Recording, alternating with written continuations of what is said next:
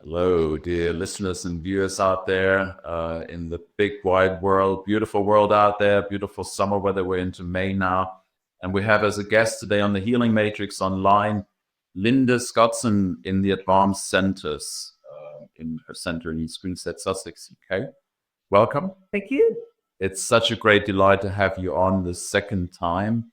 It was the first time you were so kind to describe this all beautiful journey, well, beautiful, challenging journey that you turned around with your son Durham.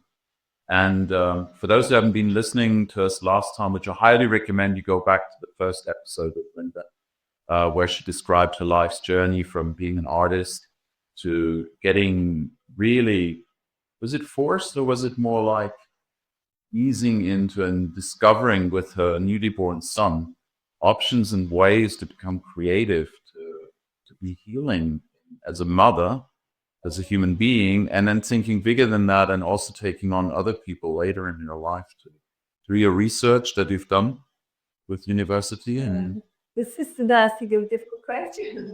yeah. What would you say? Was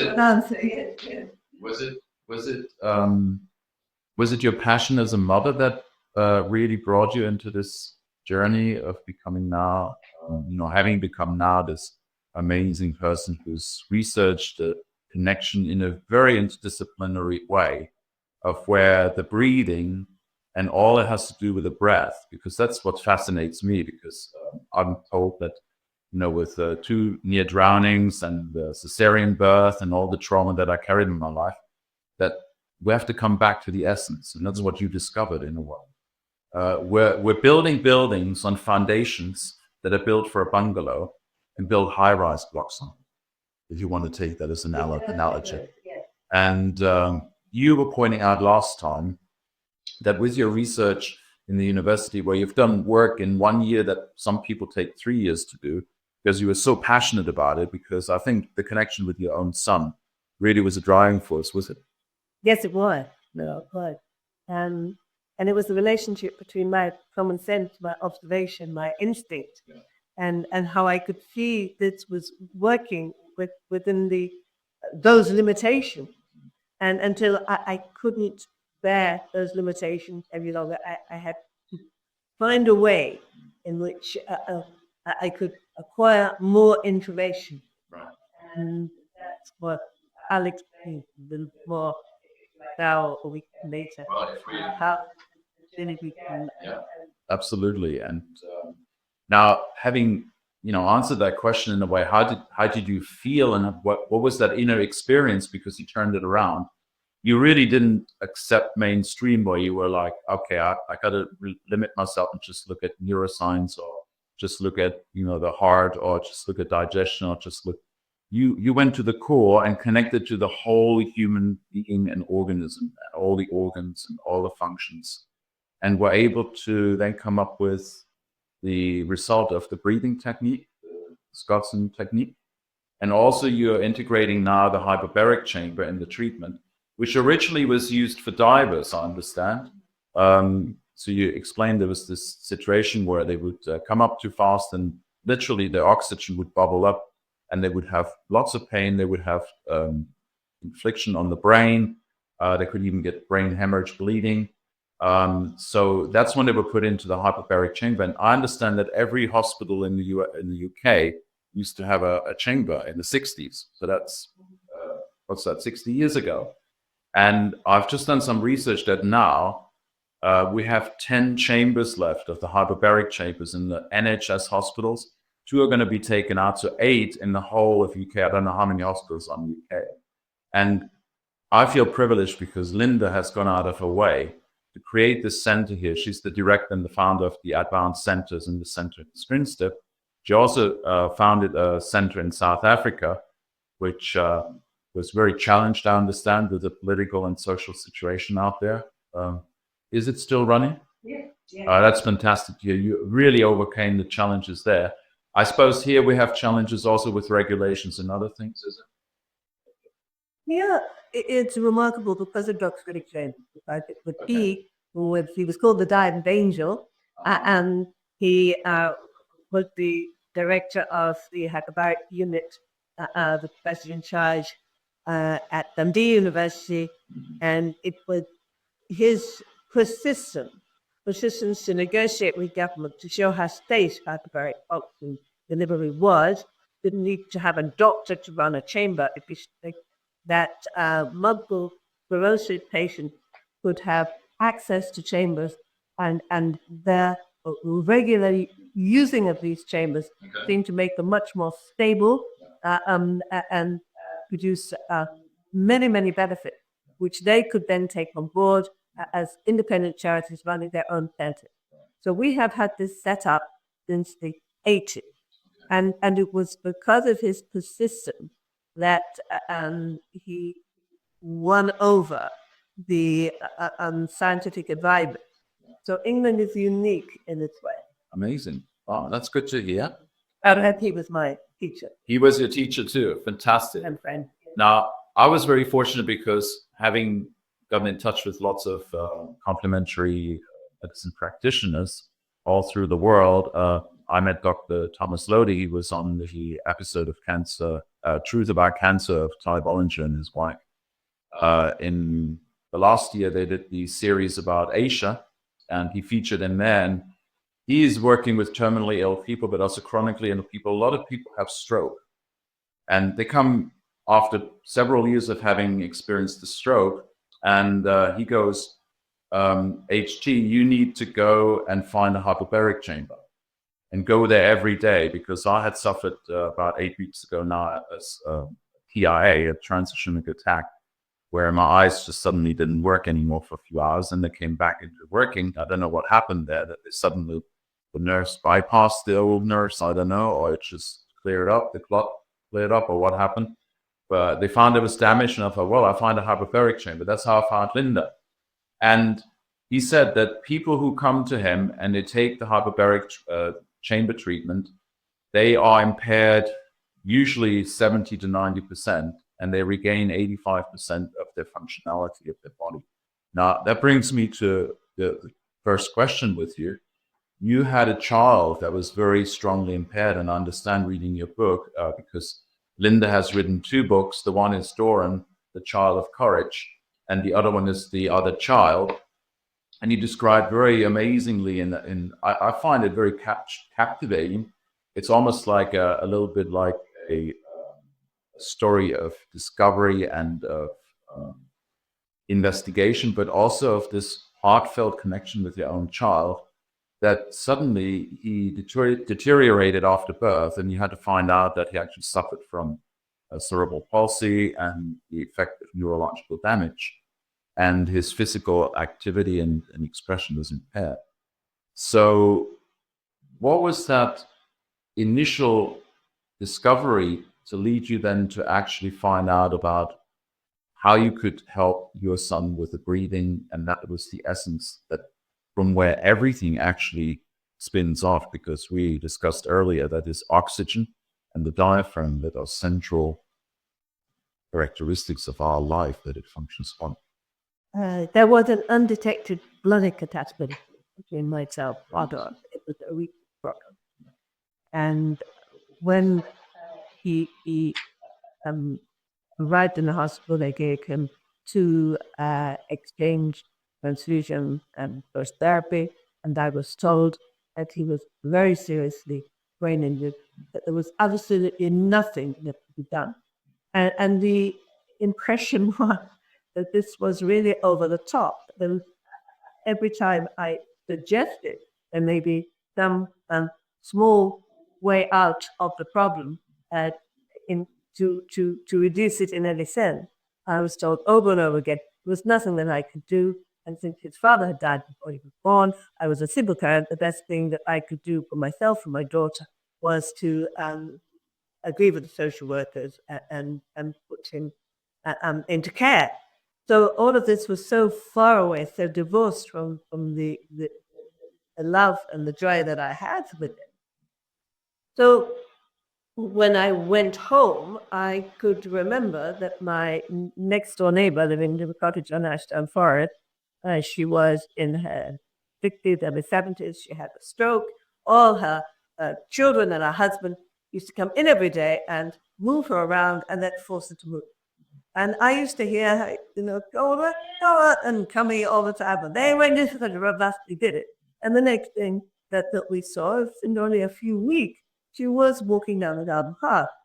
So, and my neighbor told me, he was an agricultural worker. If they're on his life, you just using some self observation, or don't just take the drugs and leave her in bed.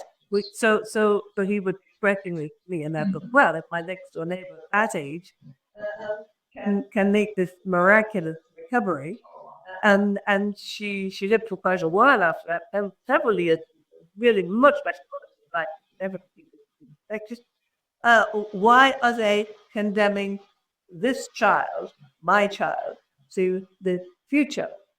So I considered that the first thing that I had to do, he must have been under a huge amount of stress. The way the treatments that were given to him were very, very stressful treatments.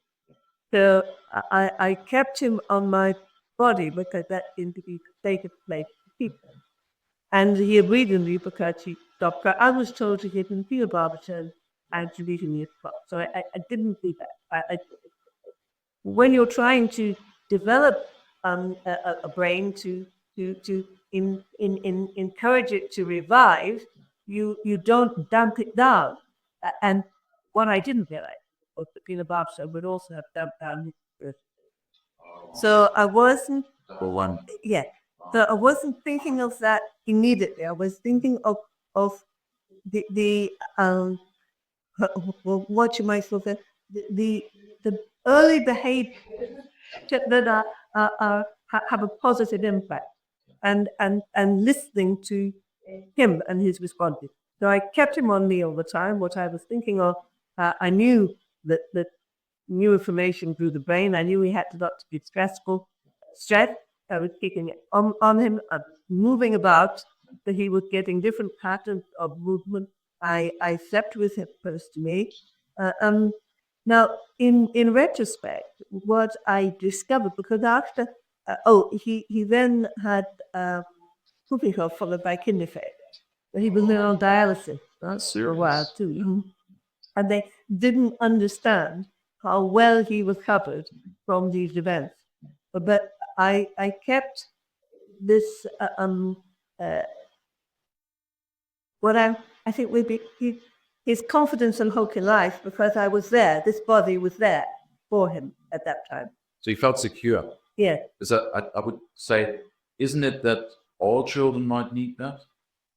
Yes, I did. I mean, I was taught very differently coming from Germany, and you try to make the child independent, but too early. Yeah. And it's insecure. Independent when they are secure early. Absolutely. So you really want to have that.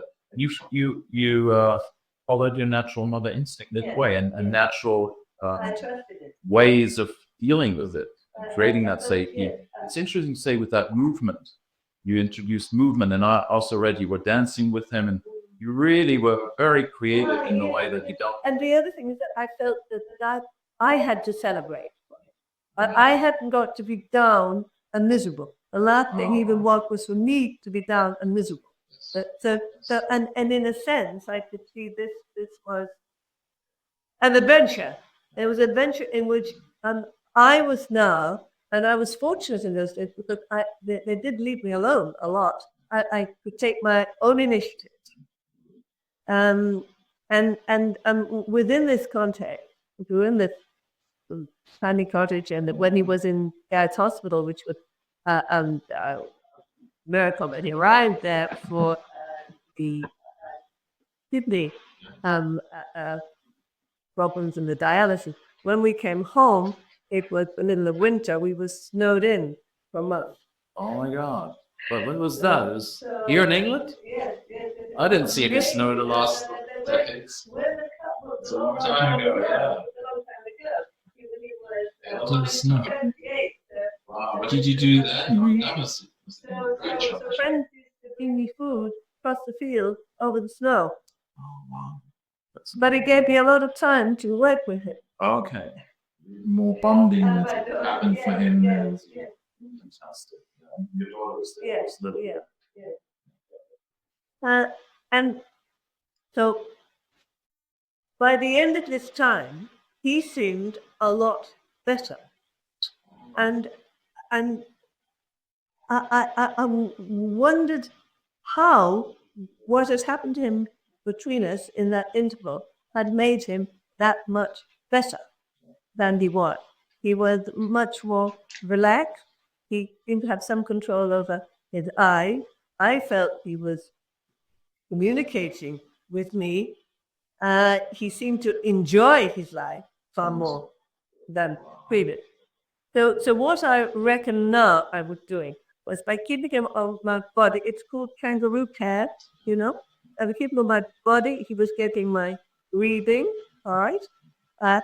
The movements and patterns of movement are getting what's called vestibular information, that orientation in space, which also gives you new information and confirmation that there are patterns of movement and behaviors going on that you repeatedly anticipate. You can look forward to things, and that gives you the interest and courage to see if there's something new and whether you can read the pattern in the new thing. Because babies like novelty, new things, and they like to confirm that their physical world is reliable. And otherwise, You were the mainstay in the background before the child, but still moving and exploring new aspects of life. no chance for him to have feeling of love's helplessness because I knew what he wanted, and I speedily provided it for him. You say you knew what he wanted. I have a very good friend, I don't know if you're aware of it, the arc about babies know. And she's teaching parents actually to listen to the child. So how do you do that? You suggest the parents to do that? But I've seen a lot of families who come, some of whom have arrived with very, very brain injured children who were quite sort of twisted up when they arrived, and there was no real indication that they were communicating with the world about. But the mother would come in and put down, I would ask a question, and the mother would ask the question of the child, and then she would answer me, telling me what the child thought. Right. And she knew what the child thought because there's so much body language that goes on. And in a new baby, you recognize this very, very quickly. So the baby teaches you right from the beginning. So you're saying body language is the way that the child communicates. And by the way, I understand that 85% of us communicate with body language. We all communicate with the body Or language. even more, and the words sometimes are not ringing true because we're saying something that's opposite to what we really feel. Now, body language is the truth, and the words are the lie. So that's what you want to please. The body language goes very much tied to our breath. Holding breath, weight, anxiety, And you pick that up quite quickly. So that's what you can sense. You pick it up. I mean, I find it very interesting with neurological neurolinguistic programming to say, mirroring people and piecing people, but that's really happening naturally anyway. That, what happens is I copy your breath time. You're doing that. I find myself, Laura, that's 10. So Interesting. Interesting. So that's where our social resonance starts happening, and also before. And there are different parts of the brain that you're reading.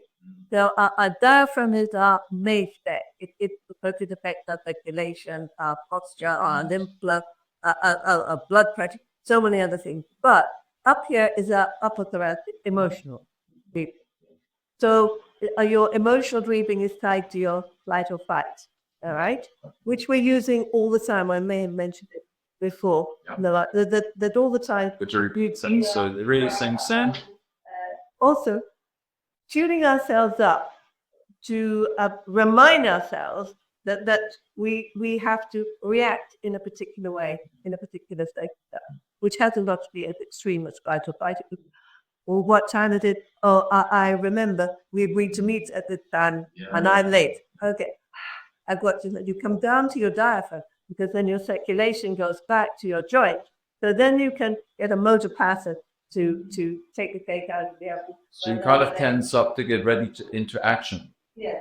and get the cortisol going, get all the adrenaline up. But this is it relates to a sheet of muscle all over the body, which is connected to the fascia, which is our emotional muscle. So if I am expressing myself emotionally, and what I'm doing, it's ebbing and flowing with this breathing here, all right? Mm-hmm.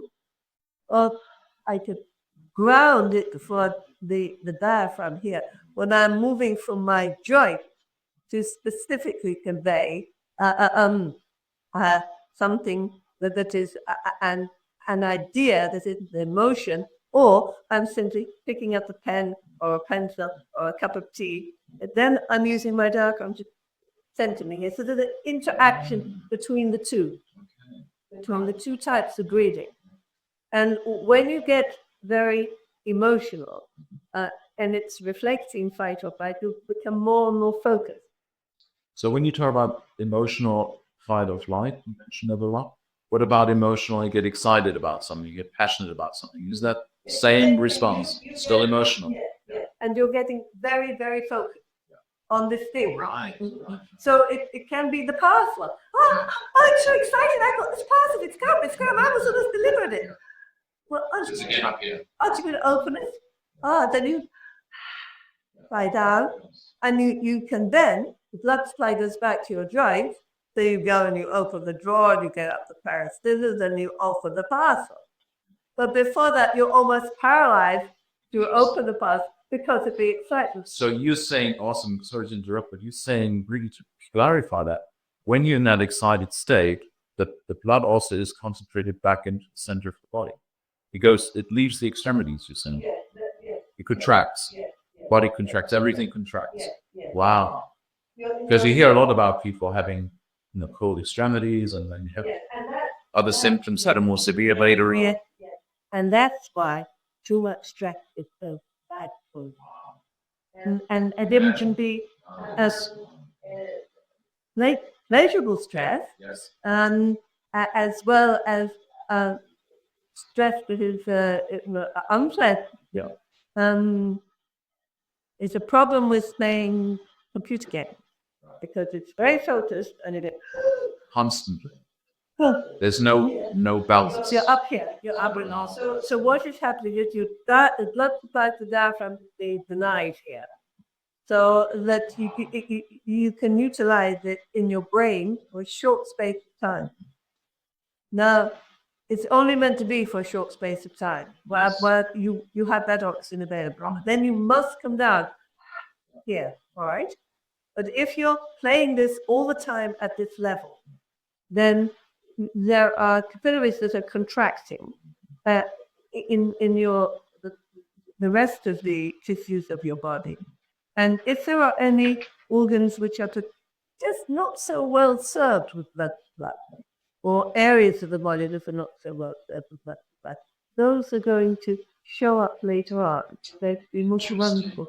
So I remember, Brie, gosh, there's so many things coming together for me, because I remember studying World of Education and Steiner being very clear that children under the age of 12 or 14, before the brain's really well developed, should not be challenged to think intellectually, reductionist thinking too much, but they should be in the rhythm body, in the breathing, in the artistic expression. Otherwise, like you say, he warns people in their 40s, they will have chronic illness because they've been over-challenged. Just like you said earlier, you have the safety of the child feeling the breathing, feeling the safety of the mother, feeling the warmth of the heartbeat. Then they later can be independent. But if you challenge that and separate them too early, again, it builds up a long-term efficiency in the development of organs and everything else. Oh my God. This is stringing together. There is a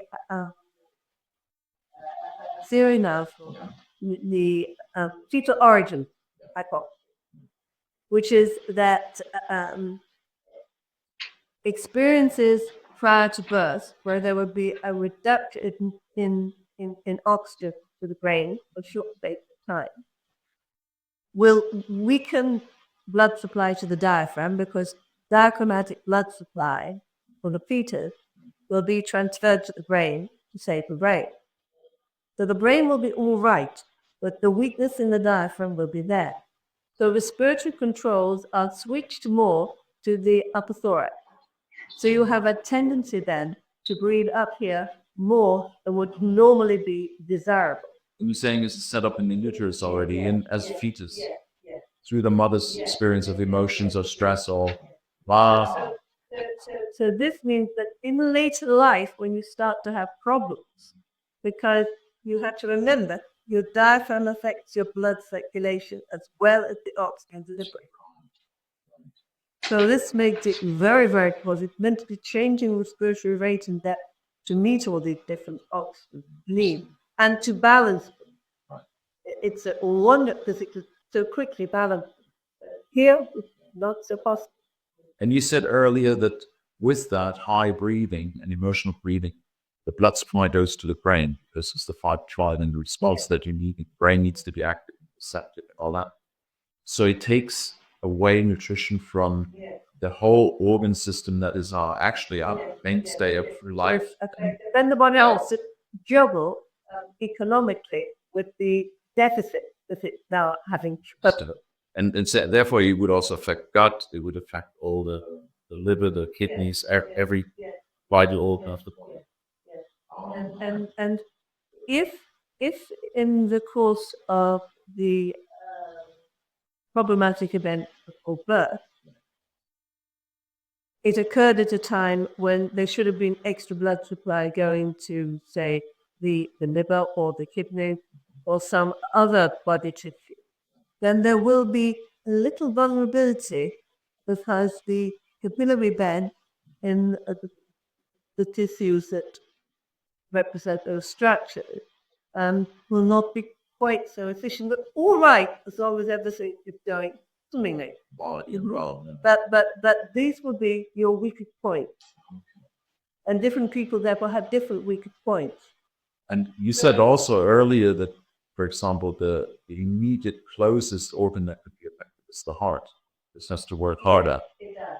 Compensate. Yes, it does have to work. Do we have, what's the main cause of death in the morbid? Yes. Heart diseases, coronary failure, and all that.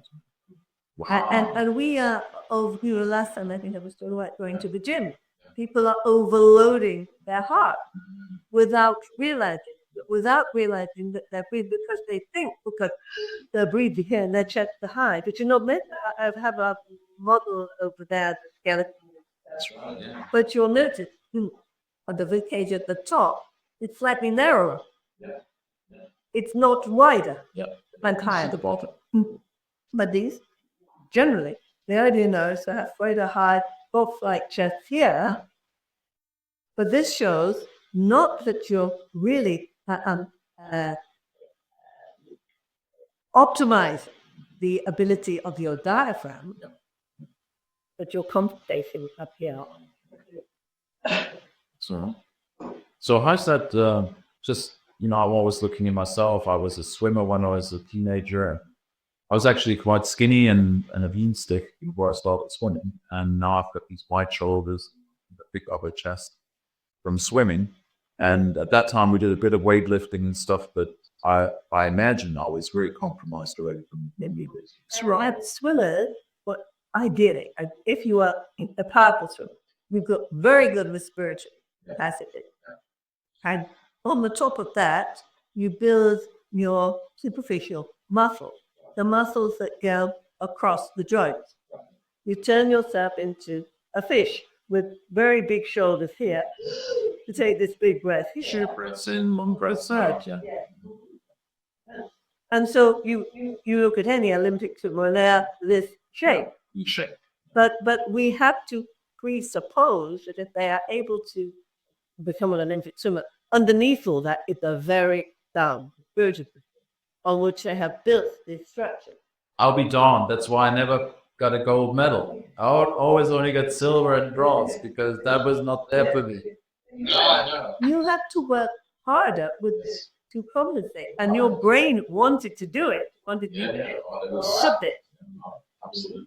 Is that it was similar approach to you? Because chemistry last time. I had a bad electric shock when I was 81 today.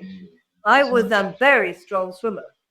Now, when you are small, a weakened diaphragm is not going to show up because you are more compact. That's right. And I had obviously very strong superficial muscle. So I could swim at the age of 4. I could swim lengths of the Olympic pool, and I didn't understand how anybody could sink. And when I look at I used to swim in the sea, I just used to swim out of the sea. Really? Oh, that's remarkable. I could swim well over a mile by the time I was 19. It was my element. I just took, but I was a fish. Once I began to put on height and weight, then I couldn't do this anymore. And even though I could still compete, I had difficulty with my breathing. I knew that my breathing before was not correct. It would look very nice, but I could do the movement. But I couldn't, and I didn't know why it was that this activity, which I seem to be naturally gifted at, I couldn't do. But at the same time, I could dance, and I loved it. And then again, this is the superficial muscle, that gives you all these lovely movements. But a dancer who's going to withstand that time on the stage, they would have to have a really good diaphragm before they built that super strength. But of course, some of them don't, and that's why dancing can be so crippling. I used to know a lot of dancers that by the time they got to 30, they were in so much pain. But they had the joy in dancing. But there had been a mismatch because they had gone ahead with the exercises for utilizing these muscles without coming back to how's your breathing going. So how is your breathing going? How do you work from within out? Because it sounds like what you're saying is we're building from the outside. We're putting weight and layers and things from the outside. You're talking about the micro circulation, and then the whole core structure coming from the diaphragm is not being taken care of. No. So is that where you brought an answer with your Scotson technique of breathing? Is that why you developed that? Yes, I firmly believe from my own observation and from the studies that I have produced that this is a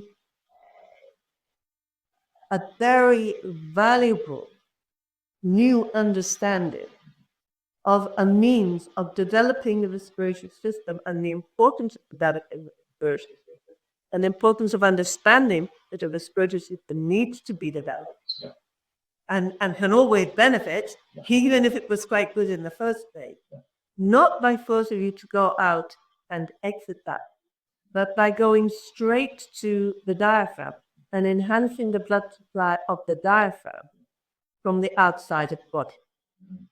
And could you describe for us how that functions? How does that work?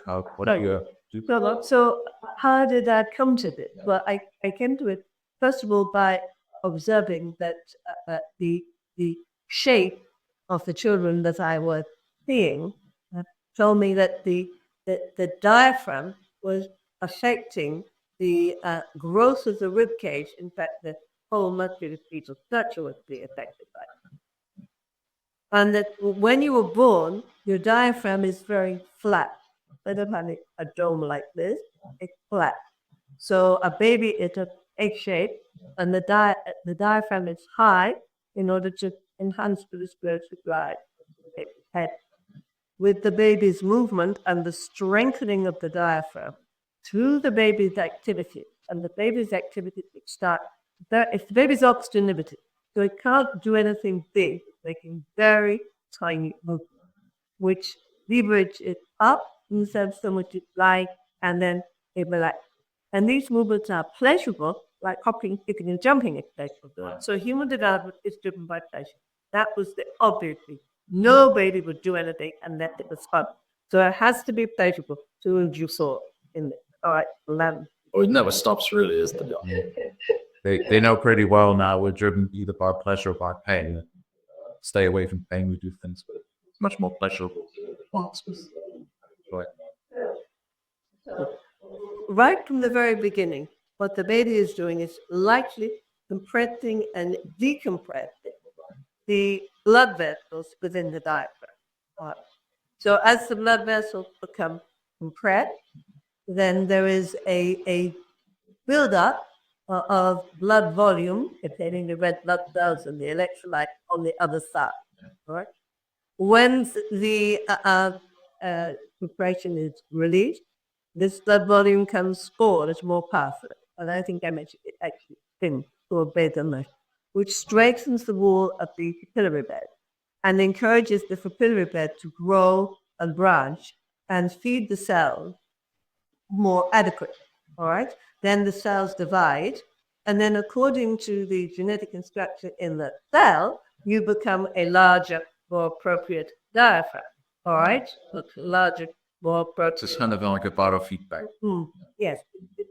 So this is why exercise is the main thing for developing your respiratory system. But as you get bigger and stronger, you're taking on and developing more and more muscle groups that all need oxygen. So now your diaphragm not only has to be has oxygen demand of its own, but it also is very much the provider of more and more oxygen need in the body. So if your diaphragm is weak, you will overdevelop the superficial muscle to compensate. All right. So they will help to stabilize your body. But remember, your diaphragm is your main muscle, and it becomes stronger as the weeks and months go by. So that by the time you are 6 months of age, the diaphragm can double up as a respiratory and foster muscle. It's in 3 parts, able to do that. And at the same time, the esophagus goes to the diaphragm. So the diaphragm is now closing around the esophagus. So this is the trigger for the development of the esophageal sphincter muscle, which is the muscle that shuts the esophagus fatally off from the acidity, which is now beginning to increase because you're going to start eating foods that are going to be more demanding. At the same time, because the diaphragm is connected to the pelvic floor, so all the internal organs move up and down when we breathe. So the health of all your internal organs depends on your diaphragm. So the kidneys are little sacs that move up and down when we breathe. People talk about stress and adrenaline, but it's all connected to the diaphragm because everything needs the oxygen to perform. So you have to go back to your main resource. You can't do all the other things that you need. However clever your car is, if it doesn't have the appropriate petrol in it, all these clever things won't work properly. But this isn't a car. In this instance, there is through all the tissue, this that living vital delivery of blood volume containing oxygen and being the metabolites that are going to need the oxygen in order to provide for their uptake in the cell. So they have to come together. Without the volume of the glass, they couldn't do it. And if you take away the oxygen, it becomes impossible. So looking at this importance, as I discovered more and more of the importance of the diaphragm to everything, that it was the big conductor that had this huge influence on circulation and heart rate and blood pressure, creating respiratory pulse in the brain, and was literally involved in and so I would contend, because there's so much information that from papers that show that pressures and the pressure of the diaphragm against the lung before birth is a trigger for switching on the genetic material. But we know that the presence of oxygen is a trigger for switching on genetic material in the cell. We know that the pressures of walking switch on the genetic material that will provide of bone growth factor. We know that it is because of pressure on the fingers. The baby is exerting in different ways, which is why we all have different things. Okay. You know, in German, they talk about Fingerspitzengefühl. It's like where you develop the intelligence of feeling the world.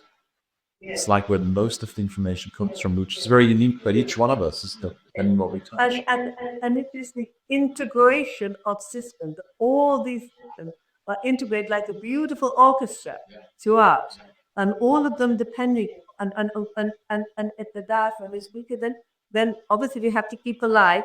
So we compromise and we economize and we draw back the less essential areas, or we're jiggling between this need and that need. So both of them get not quite so well served. And then you get another stress, you see?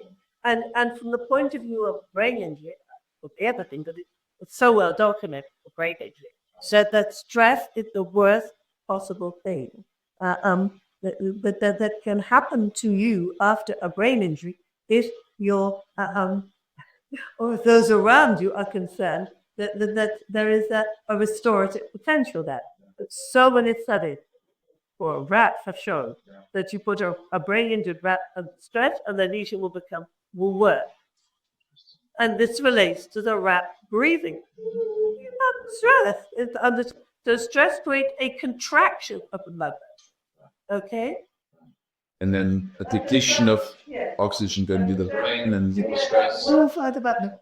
Yeah, but of course the rat can't do anything. So you're under stress, you're in flight or fight, but you can't remove the electrode that's causing your stress. Right? And we are often in situations where we can't get out of the stress. Now, we may not be able to, but we can change our cells. So you come back and breathe here, and suddenly you begin to see things in a more balanced way. Definitely changes. So breathing changes, your perception changes. Here is the focus. Here is the flight or fight. I need to get out of that door. I need to get out of that door. So you are focused.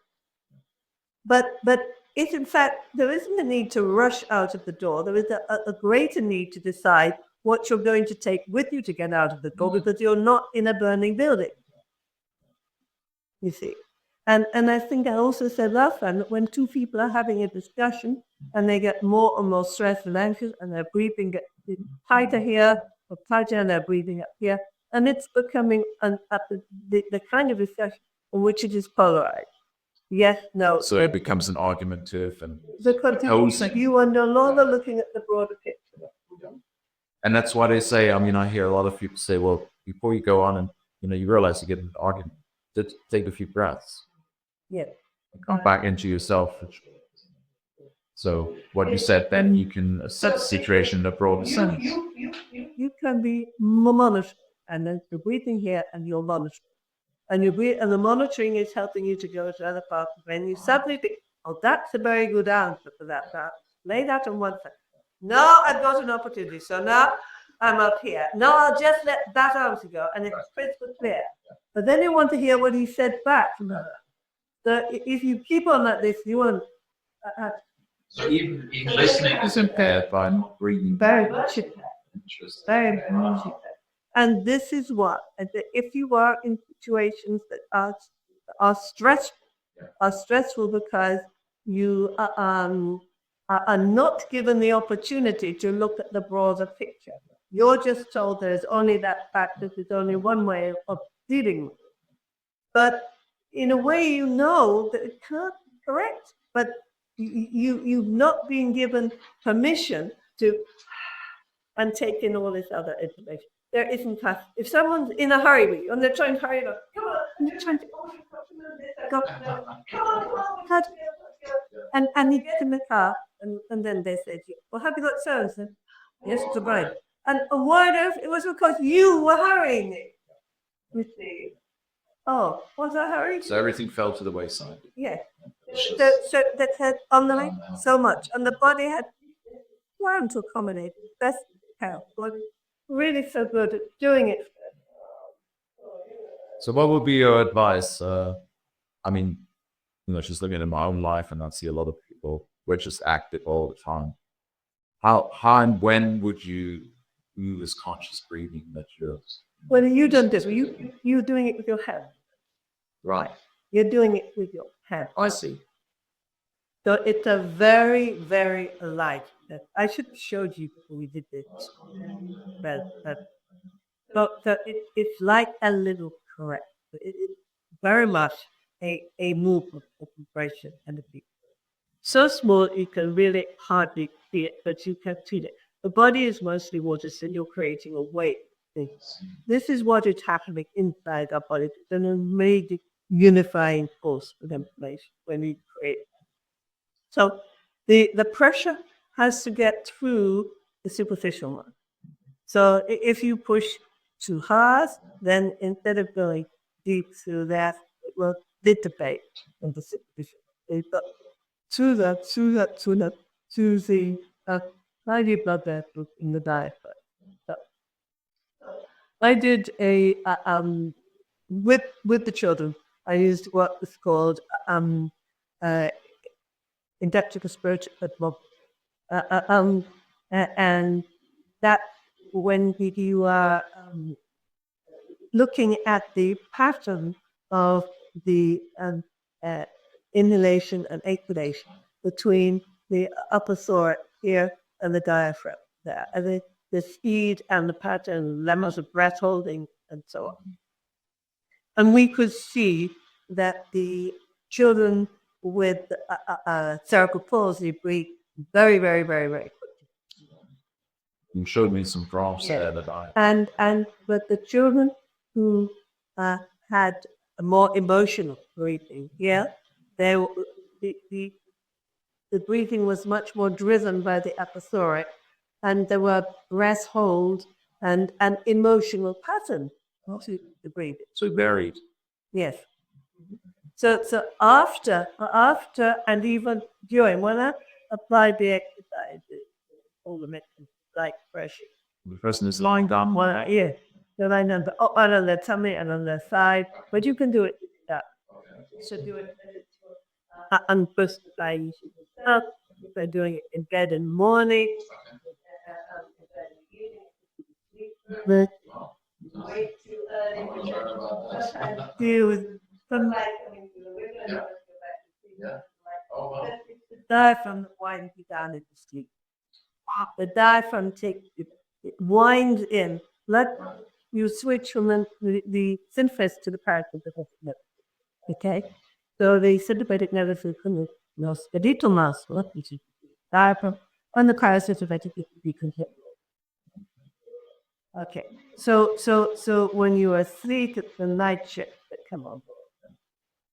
So, which is usually they're not very respected, the night shift. You throw everything out before you go to bed. You read me and you take a lot of oxygen away by doing those sorts of things. Then you jump into bed and you expect to switch off yourself and realize that the other group of people are going, come on, and they've got to do the cleansing and the structural building and the developmental building and all this other work. Anyway, so when you're going down into sleep, the diaphragm becomes more and more rhythmic, and it no longer is required to produce the bigger exertions with all of your movement. And so gradually, the switch can take place. Because although the parasympathetic nervous system is commanding nervous system, it's not in the same way. Which why there is a paralyzing agent that stops making these big movements when we are asleep. And of course, sometimes that doesn't work. Some other disorders, when you have dreams in which you are paralyzed in the dream. Well, that's actually when you're physically trying to make a move.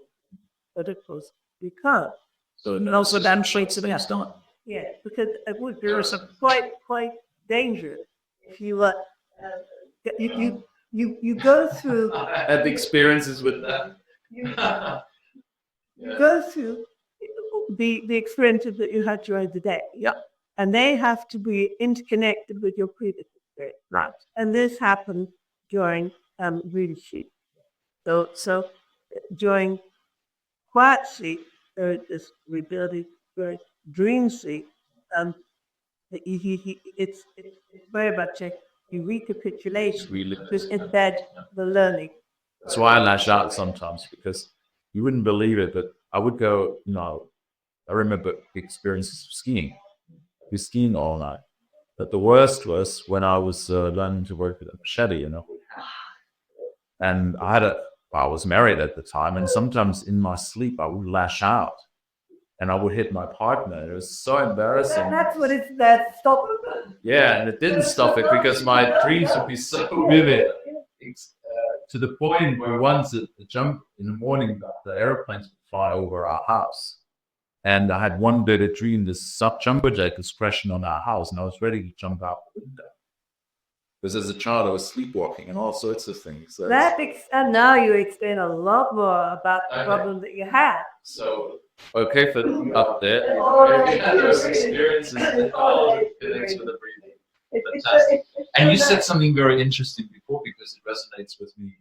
I've been doing lately with the lockdown a lot of computer work, and I get so agitated, like you mentioned with the computer games, being up here, and I feel the agitation to the point where sometimes I obey rhythm.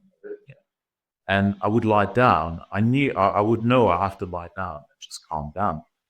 It doesn't take 2-3 minutes where I suddenly feel the breathing's changing. It's remarkable what you're describing. It's true. Yeah. It's and I've now done a lot of breathing exercises, but not yours. And I'm very curious how they're different, say, from Wim Hof. So other ones. Well, all the others are active. They are active, and they also. That's right. So this is it's going straight to the diaphragm. You are not also having to share the oxygen being created with anything else. So that's why you can gently build up your core. And that means it will become easier for you to move, healthier for you to move.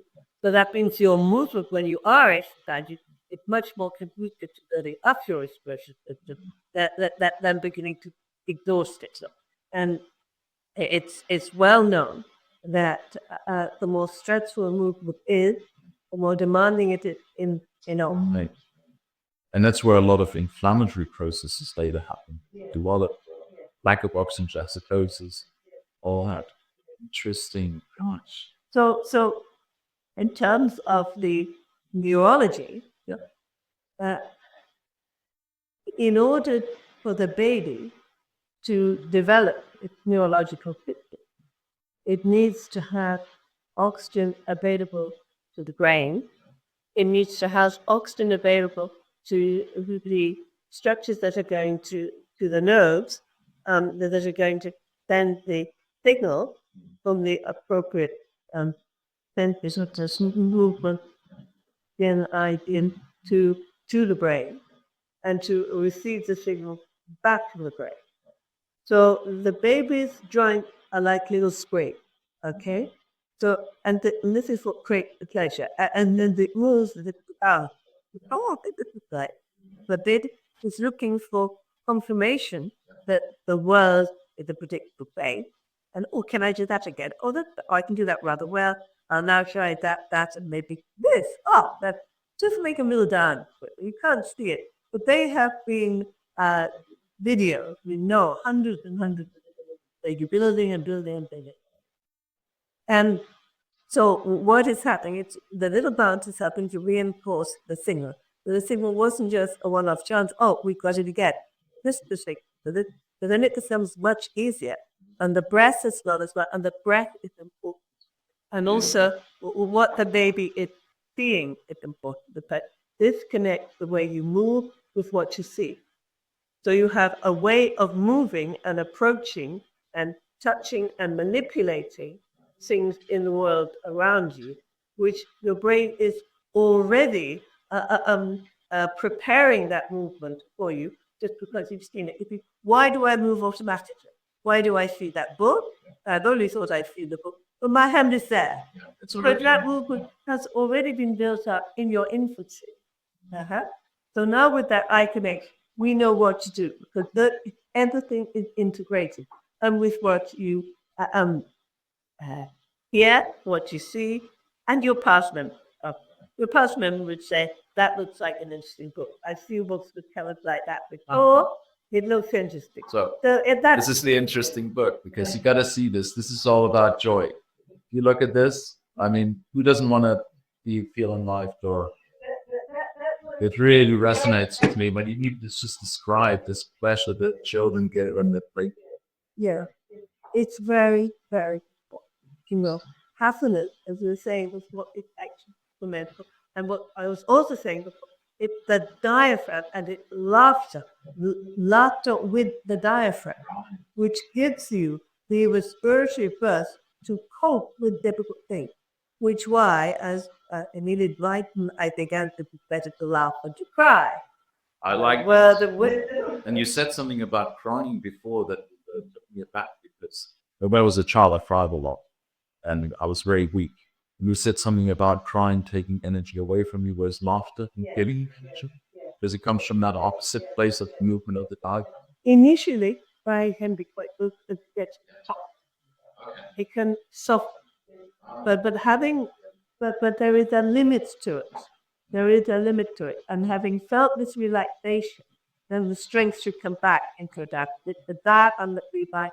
But if you continue to cry and sob, then what happens is the diaphragm becomes more and more deeper. Because again, you're doing the crying. You did part of your cry.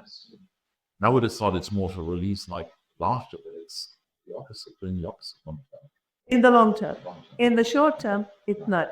In the short term, to when you can reprovide from it's not. And it's sort of crying too, because we can actually cry and the tears can be rolling down your face. And of course, you can laugh as well. I was going to say, and sometimes you don't know if you're crying because you're happy. So that's a healthy Come up the way we breathe. And often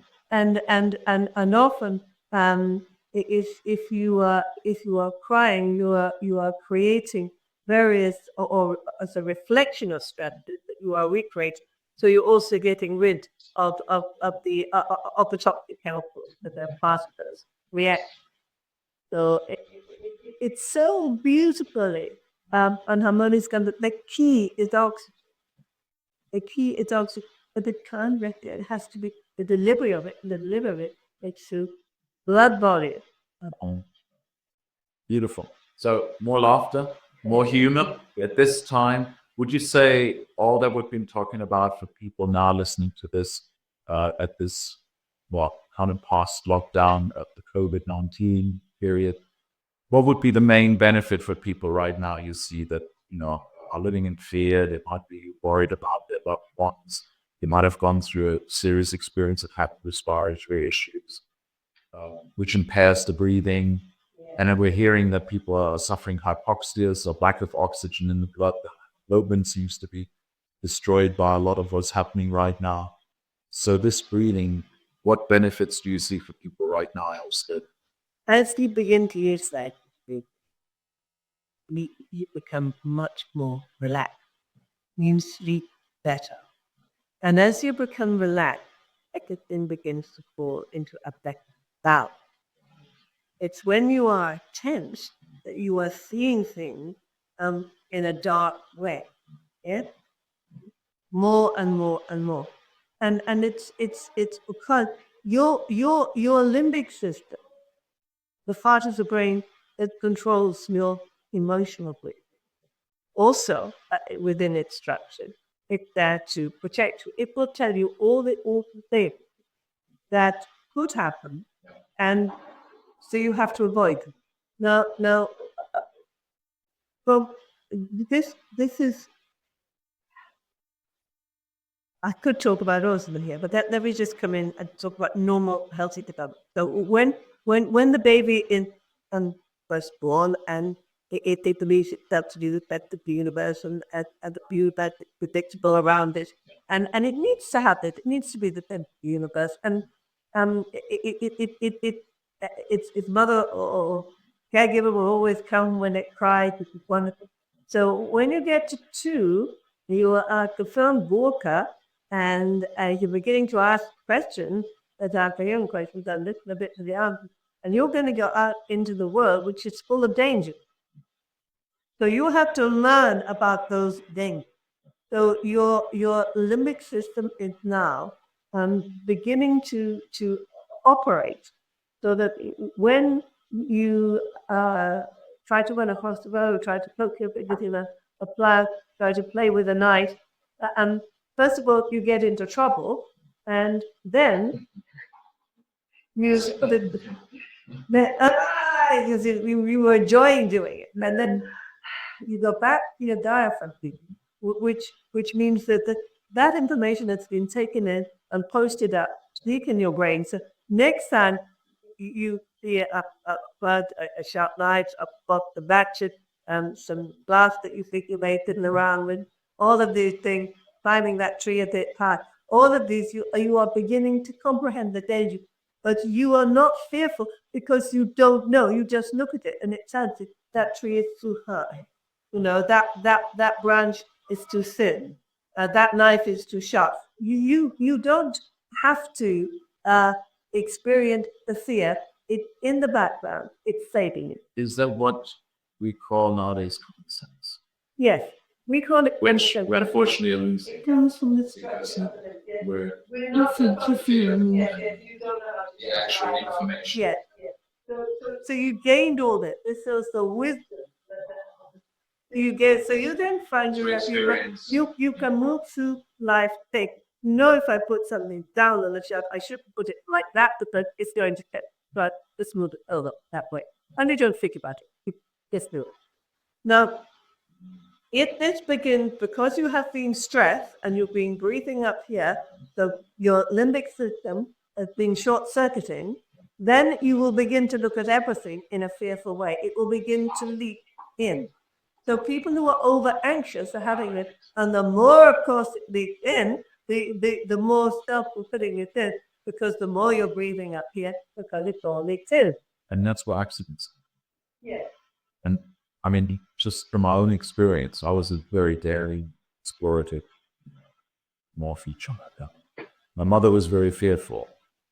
And I remember the times when, even in life later, when I was older, I would still remember subliminally, the thought comes, you can't do this. Yes. But at the same time, my passionate being wants to explore the experience. But when the thought comes, like I say, don't wake up a sleepwalker on the roof, because he will fall, because he's totally in balance. And we're totally always protected by this common sense. But when the fear comes up in the mind, that moment the thought comes, we lose it. The limiting thing is the limbic system also tells you to do the opposite. I see. But it's telling you to do the opposite because you then have a quick spirit that I'd be told not to put my finger in the flood. And then to put your fingers in the flood. I'll be burnt to death. Oh, I mustn't do it. Okay. So that's how it goes. If first of all, you mustn't do it, then why mustn't I do it? So it's actually even why that it's telling you why. And parents are always telling you, Don't do that. oh yeah, you'll kill yourself. I mean, the amount of awful things that the child, but it doesn't mean that they're child. You'll lose your leg, you'll lose your arm, you'll burn us all to death. But the child is immortal, and it can take it to that time. It doesn't go on the other one. It's just temporary. Going through this. So if you're in a shop and somebody tries to oversell you something, even if say it was a sale, it was very cheap, that's what. But no, I walk away. And when you walk away, you say, it's really cheap. Why didn't I get? I'll never get to that price again. But your limbic system was protecting you because it would say, this is being overdone. So it's all beautiful balancing, okay? And if you are stressed, then instead of all these little balances being behind the scenes, on only occasionally brought into mind, I should have brought that it was only the salesperson, the thing was all right, you know. Then it can begin to become more and more exaggerated in terms of the problem with that. So you think you're having an earthquake, or you have to use reading from here back to here. I would have best to look up for a friend. The likelihood is that you would go to the doctor and get a drug, which would be a tranquilizer drug. Unfortunately, the transplanting drugs would also have an effect on your diet. And you The other worse condition yes, with the breathing. but then they give you another drug, and then they give you another drug to try to get the balance with the drug. But the drugs are far less efficient than the way in which the body would do them, because we manage very well for hundreds and hundreds of years before we got the drug. So your technique to me sounds like the gold standard, going back to nature, applying that inner. That's the setup in our hands. Going back, very, very. And I was never afraid to ask the awkward question or the naive question. Because again, when you're told, well, we know everything about this, I say, well, they don't know about this, but it's still all shortcomings. You didn't work very well. Let's try. And when I was a patient, I couldn't get my patient right. I would think a little bit I wanted to keep was probably the bit that had to go. And when I got rid of that, I go, oh, now the rest of it gets balanced. All right. So that would really how I heard it. But with children with autistic spectrum disorder, for example, the reason why it works so well for them is that their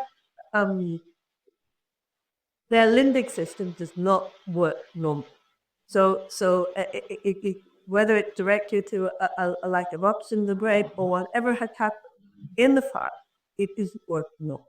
The result is that they are upper thoracic breathers. They are emotional breathers. They read the world about the emotional way, and as you go higher up to be a very high functioning, you can be extremely focused there, and therefore, obviously, they'd be quite gifted there. To put everything together is tricky emotional. And you are living on your emotions all the time. So this is very difficult because other people do not appreciate it. They've had more very emotional stress, so they don't see that you are trying very hard not to be emotional. And then you are pushed a little far and you have what it's called a meltdown, at whatever stage or level it happens to be. If the problem is more extensive, then the meltdown will be more furious and more frequent. So the main thing is to bring the breathing down here. The problems with digestion are very much related to the circulatory effect. Ask you about that.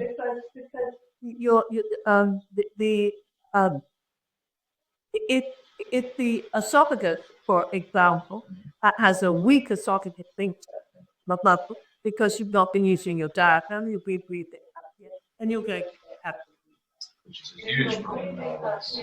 and the whole of your digestive system is going to be starved, and you're not, and if you are the superficial muscles are the muscles that you are using most to do things. All right, they're just being underpinned. But the flapping that you associate, it's just, we all do it when we're overexcited. It's the superficial emotional muscle. So you're just stuck with it because you can't easily go down to your diaphragm and open the box or do what you've just did. And we say, oh, stop flapping and calm down. It's nothing peculiar about it. It's just, it didn't have part of a much more elaborate motor picture because you're so short-sighted. Obviously, then you're getting a lot of sensory feedback because it's your sensory muscle. Okay, when you allow it to switch on, when you suddenly begin to, feel more with it. Okay, and it's also what if you were given broccoli, you can feel a little bit of the broccoli in your mouth, and then you have the trouble if you're an upper thoracic breather and coordinating your breathing and your swallowing of this awful piece of broccoli. So 1 or 2 doses of that, and you don't want to breathe vegetable at all, and you want something that's very predictable. Because remember, this is the flight or fight. There's a simple answer here. I can predict it. I know. And you know from your experience that when you have done things very logically, this fits into that, this fits into the other, that's the way I'll go. I don't want to try anything else because I know how to do this. This is too tricky. So obviously there isn't a cut-off point between high functioning organism or low functioning or the rest of it. We all have some of it. We all have it, which is why are not when we all have a limbic system. And the words autism are meaningless. They were coined a meaning that it didn't apply to the problem. But we don't have in any of the diseases, we don't have an appropriate descriptive term that will help us understand what is wrong. In terms of the function. Yeah, whatever it is. I mean, cerebral palsy, okay, it's very actually, okay. I mean, and there's a very fascinating film that parents used to tell me about their children's epilepsy, idiopathic epilepsy. Idiopathic means you don't know the cause. So, idiopathic is put in front of any Latin term. We will have to put up with these Latin terms, which make us feel disempowered, Latin at school. And really say, well, you have these symptoms, but we don't know the origin. Or we have these symptoms, and they were observed by this particular doctor, whose name we now call the syndrome, because we've seen other children with this pattern. But it doesn't explain anything about it. Now, I took a totally different route. I took what is health? What is normal development? What provides for health? So restore, that's why it can be used as little like acrobatic for a whole lot of different conditions. Because once you begin to restore the diaphragm does so much. It's a multi-purpose organ. It's amazing. You keep finding new things that the diaphragm is involved with. Because the body has to balance. How otherwise do we live?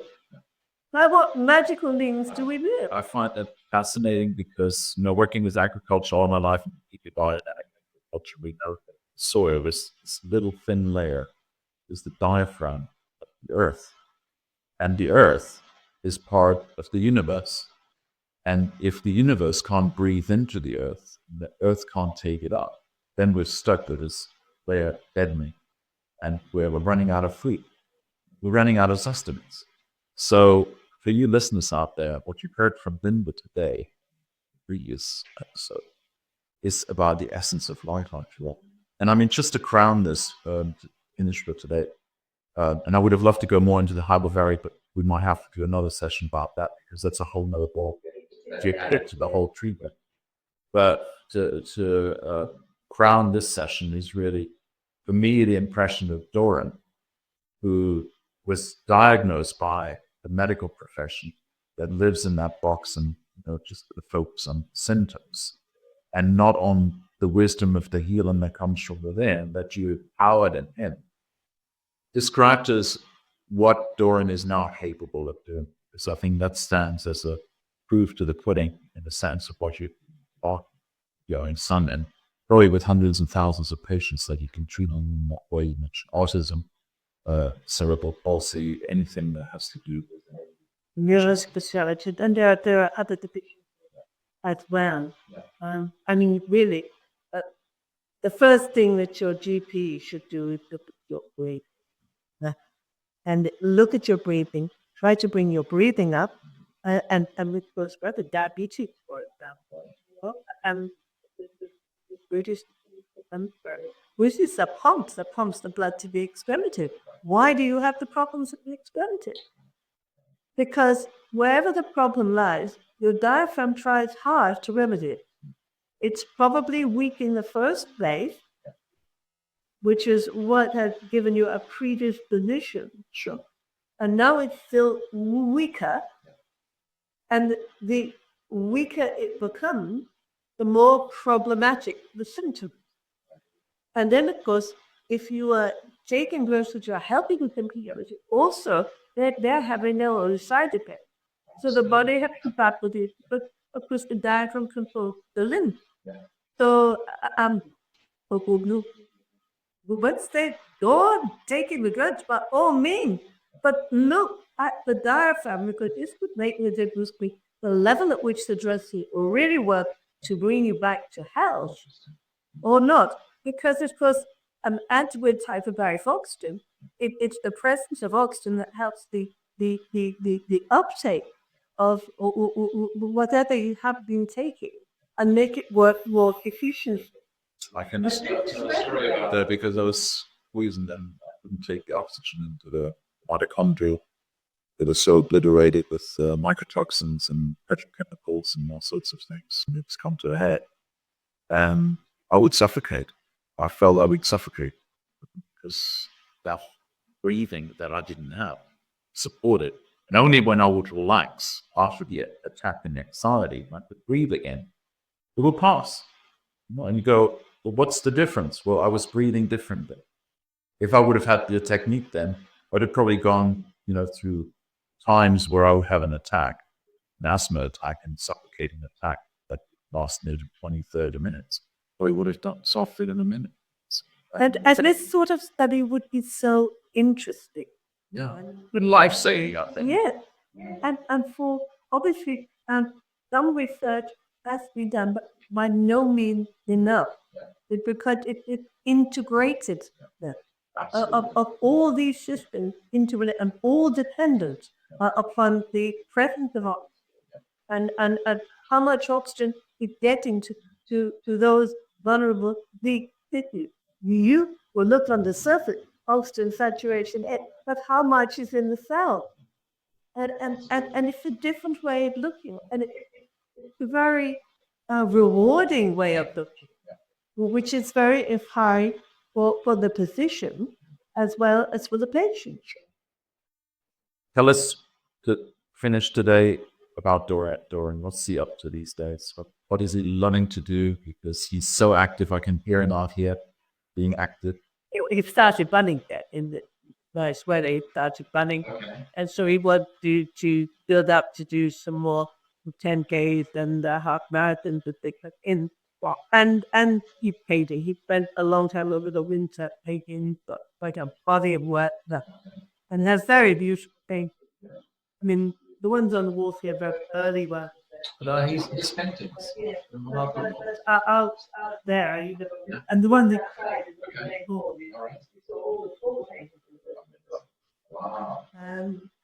And he had a very, very vivid poetic imagination, which came also from he had tinnitus, that he had severe bilateral hearing loss. So actually, anyone who's treated by a feeder who had auditory performed with severe bilateral hearing, it would seem impossible.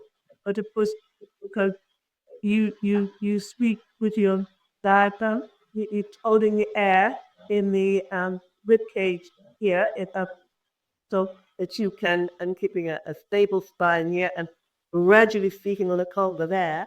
But unfortunately, for children who have hearing loss, they're not taught to speak. So they are trying to articulate on no breath. Maybe you speak between the breath.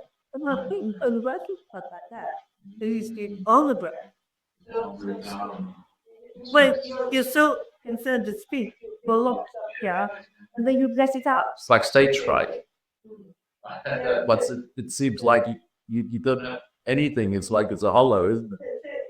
I think I was bored of trying to get teachers trained, and they said, "Oh, look, these teachers before the war they were doing breath training, but these children are deaf.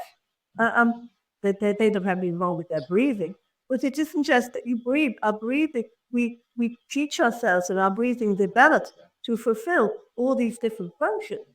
But when you're a baby, you're vocalizing up here, but gradually you're there to speak free. You have to do it with your diaphragm.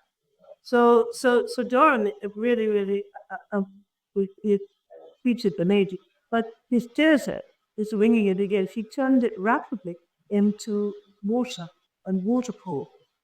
and the sea. He transformed. When you come to the cancer, you get the picture. And the things that you couldn't say now, the kind of more poetic images are in the painting. So they have the Chagall, Van Gogh, but the way in which he's painting, working in lots of remarkable level. But they have a lovely way in which, I don't know if that's old name, when you decide sort of straight away, gosh, looking at these paintings, the way the painting is organized, the way I move to see the painting, and this is somebody with the eye of a painter. So I recognized that early on, and then to my delight, he really began to take a look. It's remarkable. I'm really deeply moved because it brings up in me this whole question nowadays. I have 3 children and they're gorgeous and they're all healthy. No problem. We had a neighbor who had a young guy the same age as my kids with cerebral palsy. And I was always very sad because, he lived a different life and he's now in a home and so on.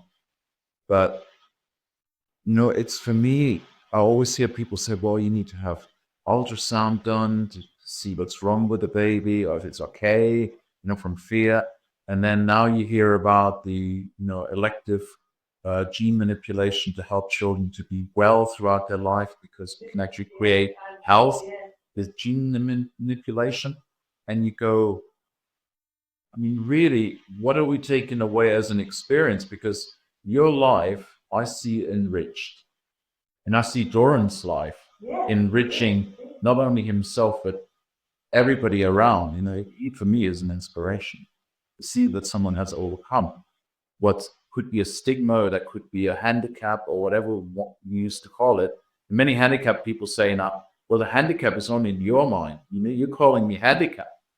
But I see you, with your exuberant energy and passion and exploration, research, and stepping on ground that people don't dare stepping on. What do you suggest to parents who might have this choice to make, where they have an ultrasound and they go, the child might have a deficiency, but quality symptom, but actually it's an opportunity, is it? Or how do you see it? How would you tell people what to do? What would be a wise action? If like it's all on an even level, how on earth can we know and how can we love anything unless it's a perfect thing? Who defines perfect? So perfect is obviously a definition that can be imposed. One might think that there's disinterested love and there is love. So disinterested love is that you're loving the soul essence of the thing, whatever it is, the person, the baby, the animal, whatever it is. But now you're taught to have interest in love, but if it's only a lovable. And in instead, you would, again, wait a minute, you're so fearful that I think that it's a bit different from that. Because from Doran, really, I learned all this other stuff. And there is a lot more to be learned and appreciated, especially if you start to go to a spiritual round as well. And here again, it's difficult because there isn't a nice integration, which I get it that there would be if one is really trying to find out what the truth of things are. But the bottom line for everything is a kind of general kindness towards everybody, and if it rises into love, where you are really reaching out, that's even better. But it's so rewarding to oneself. If you want to be selfish, go out and do something for somebody else. You'll feel better. Yes, that's what they find with children's happiness is mostly through giving, and then we're teaching them, don't trust anybody, don't give anymore because it could abuse you, it's easier. But it's scary. Also funny because the people who are saying, actually, in my opinion, that we have this protection on our head, and I think that the rough that the food industry were told to use plastic hummingbird. These were shown to actually harbor bacteria much, much longer than the wooden one. Absolutely. So You're right on that. Yeah. So we put on a plastic wrap, and then we might go home with that plastic wrap. So it begins to Plastic mask. well, actually, there's quite a long study that I also had showing which was done in 2015 and printed in a medical journal. When they were looking at masks, and they would say really that they are counterproductive for health, and you are inbreathing the carbon dioxide. Yeah. So And you get back into the sympathetic nervous system and the stress, and just the body just reacts. Yeah. and therefore your immune defense is going to go down. And anything else that you would be breathing out. So and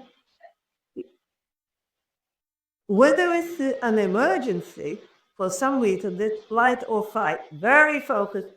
Forget your common sense. Forget everything else that's in the literature. You set this person up as an expert. We have to choose one expert because it would be too confusing. But we shouldn't be in that situation in the first place, because if it was this knowledge was much more evenly spread out, then we would take on board the reality of the situation, and we would all be able to respond in the best possible way to it. But coming back to the child, it for me, and really for so many parents to come here, admittedly, want to be a parent to come here, but I don't think that the love that they have for their child is tremendous. It is tremendous. And when I look at some of the labor that some of them have gone through before they came here with their child, the courage of these women, of motherhood, is and I am so humbled by it. It is so beautiful, and it is there. It's not just me. It's there, but it's not really spoken of. So we have an opportunity even to live in fear. Definitely. Yes, very obvious, very few. We included that's a unique point that everybody, there is black and white in that sense, because they will have to take a position. Although the rest of life often is the rainbow, and we have to look at all a broad spectrum. But here I think it's really a decision, and where both is fear can't survive. Perfect love casts out fear. There's in the Bible. And even well said. I think it's been very rewarding. I feel very privileged being able to have this conversation with you and ask those questions. Down your waterfall and your fountain of life, giving wisdom, because I'm flabbergasted. It's great. You listeners and viewers out there, please pass this on, spread the word on. Pass it on to your loved ones, to your friends and family and so on, because I think we need to open up the world for looking at those areas of life which most people don't get to look at anymore. Enrich our lives and empower other people with it, because education, informed that you're sharing it today with us in the last episode, I think that's where it's going. That's going to be your liberation and the freedom that we have. But then finally share local compassion, community, embrace all human beings of whatever they are, whoever they are, whatever they've done, and not just to say forgiveness up and love is what we do. So thank you so much for inspiring this episode with you. Oh, thank you. It's been lovely. It's lovely journey you've gone through. Thank you very much. And thank you, listeners, and see you back on the next show.